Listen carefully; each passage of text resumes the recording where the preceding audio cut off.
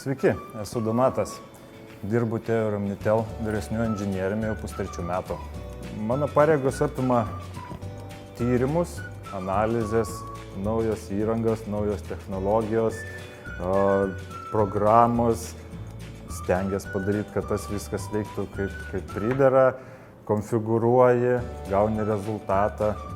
Šiuo metu pats naujausias įrenginys tai mūsų Technicolor gamintojo maršrutizatorius, kuris turi bevielio ryšio technologiją jau AC standartą, kuris suteikia klientui per bevielį ryšį išgauti jau pakankamai didelius greičius.